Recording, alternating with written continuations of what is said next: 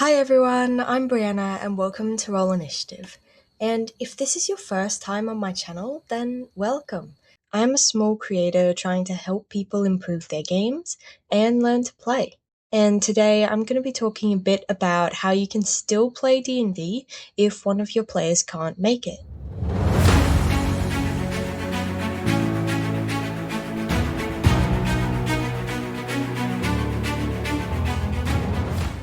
So we all know that scheduling in games like D&D can be very difficult.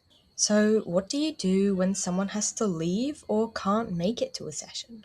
Do you postpone the session or do you just keep playing without them?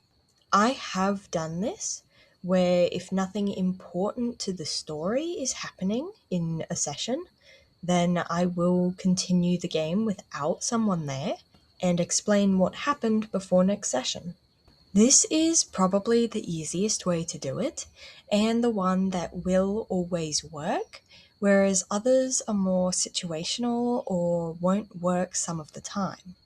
But I also don't think it's maybe the best solution because someone can miss out on important things to do with the plot or the main story. So I'm also going to share some of the things that I have done and that I thought worked really well.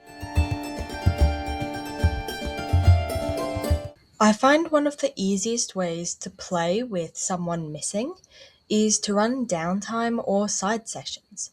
If your group wasn't in the middle of something last session when you stopped, for this session, if someone can't be there, then I find it helpful if everyone can do their own thing for the session.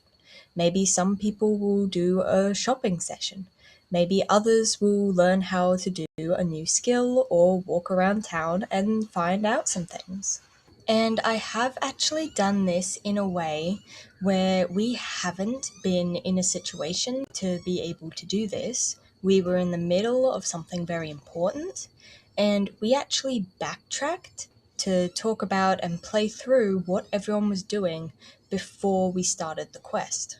And I've actually found that this can work quite well and can actually be really fun. It can actually be a really nice break from pushing the story forward, and it can give the players some downtime where they can go around and do stuff that they've been wanting to, without worrying that they're holding up the story. Now, splitting the party is generally a bad thing, and at the very least, a very tricky thing to do.